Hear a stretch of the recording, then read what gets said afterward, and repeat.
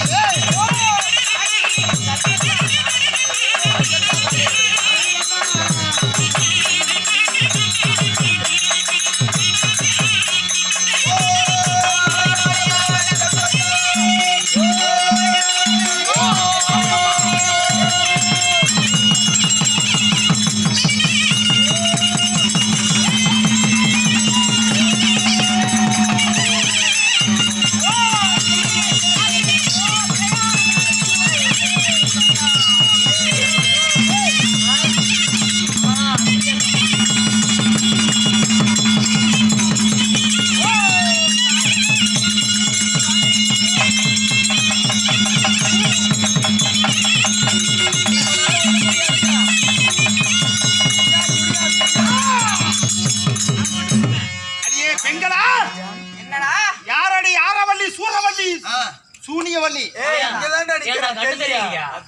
நீங்க சொன்ன மாதிரி நெல் எடுத்து அதே ஒரே ஒரு திருப்பு அந்த உமிழ் வேறாக அரிசி வேறாக காட்டோன்னு சொன்னீங்கல்ல கையை காட்டுங்க.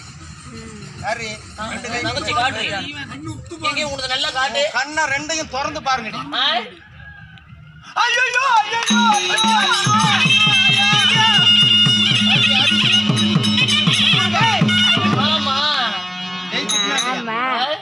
ஜெயிச்சுட்டா இல்லையா? முதல் பந்தயத்துல ஜெயிச்சுட்டா இல்லையா? அதுக்கு இப்ப என்ன பண்றாங்க?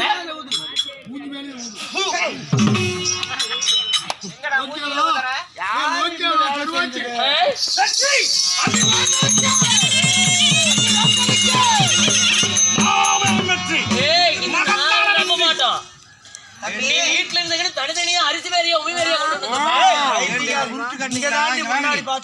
கண்ணு முன்னாடி நல்லா பெரியவங்க இருக்கிறாங்க. இத்தனை அரசர்களும் மகாராணிகள் எல்லாம் நிறைய உட்கார்ந்து இருக்கிறாங்க. அவங்களே எங்களுடைய அடிமைங்க. அவங்க கிட்ட என்ன கேக்குறது? இவங்களுக்கு எல்லாம் கொஞ்ச நேரத்துல விடுதலை வீட்டுக்கு போறதுக்கு வறுமையா இருக்கு. சொல்லினாலும்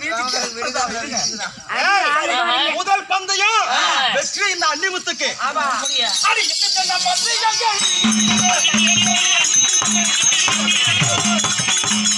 கொஞ்சம்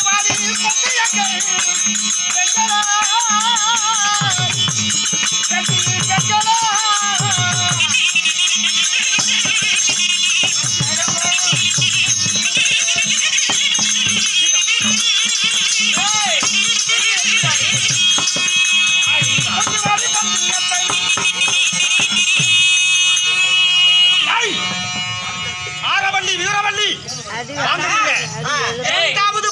இரண்டாவது பந்தயம் ஆமா முதல் பந்தயத்துல அள்ளிமுத்து ஜெயிச்சுட்டேன். இரண்டாவது பந்தயம் என்ன பந்தயம்? இரண்டாவது பந்தயம் முதல் பந்தயத்துல எப்படியோ ஜெயிச்சுட்டான். ஆகையா நாங்க வைக்கக்கூடிய இரண்டாவது பந்தயம் என்ன தெரியுமா? இதோ இந்த ஆரவள்ளி கோட்டை முன்பதாக இதோ வஜ்ர தூணானது இருக்கு. வஜ்ர தூண்? ஆமா. சரி. அந்த வஜ்ர தூணானது அந்த தூணை வெட்டு ஒண்ணா இருக்கணும். ஓஹோ, வெட்டு ஒரு வெட்டு. ஆமா. துண்டு மூணு துண்டு ரெண்டா?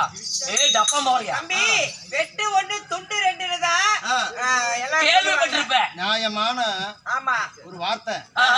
வெட்டு ஒண்ணு துண்டு ரெண்டுன்னு தான் கேள்விப்பட்டிருப்ப நீ. ஆனா இவங்க அகராதி ஆனா எங்களுடைய ஆரவள்ளி கோட்டை அகராதியில வெட்டு ஒண்ணு துண்டு மூணா இருக்கணும். இவங்க அதிகாரம் அனுபவம். எங்களுடைய ராஜ்யம் ஆடாதீங்க, அடாத காரியம் பண்றவங்க படாத பாடுபட்டு நாங்க எப்படியா பட்டுக்கிட்டு போறோம்? பந்தயத்துக்கு வரணும் வந்துட்ட நாங்க என்ன சொல்றோமோ அதன் பிரகாரம் தான் செய்யணும். அந்த வஜ்ர தூணை வெட்டு ஒண்ணா இருக்கணும், துண்டு மூணா இருக்கணும். அந்த மூணு துண்டை எடுத்து எடை போட்டு தராசுல பார்த்தா ஒண்ணு குறையாம மூணு ஒரே எடையா இருக்கு, சமமா இருக்கணும். இதுதான் பந்தயம். பந்தயம். சரி, உன்னால வெட்ட முடியுமா? இந்த பந்தயத்துக்கு நான் தயார். நீயா? நான் ஜெயிச்சு காட்டுறேன். அடே, அது மட்டும் இல்ல, அந்த சரி போ, சரி ஆரம்பிப்பா இருக்கலாம். இதோ மீண்டும் என் தாயை வணங்குகிறேன். அம்மா, அங்கார முடியவரே கல்கத்தா மாறி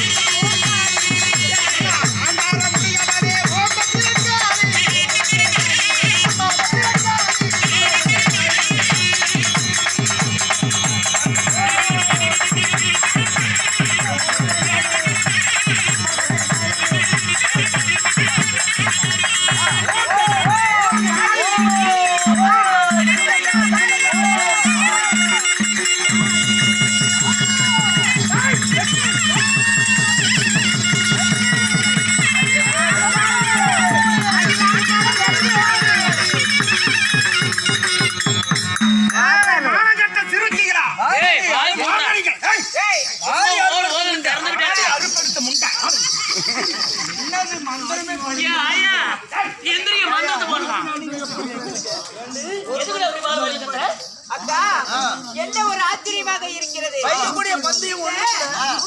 செய்யப்பட்ட இந்த இரும்பு இந்த பொடி பைய போய் மூணு துண்டா வெட்டிட்டான். மிகவும் ஆச்சரியமா.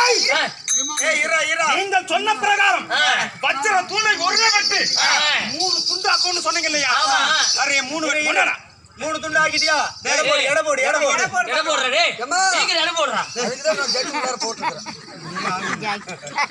இது மூணு சைஸ் இருக்குதா? இருக்கிறதுலே நீ தான் வாய் அதிகமா பேசுற. உன் குழாய் இது உன் குழாயில் அவ குழாயில் எங்கடி வாங்க? இரண்டாவது பந்தயத்திலே அள்ளிமுத்துக்கு வெற்றியா இல்லையா? அள்ளிமுத்துக்கு அப்படி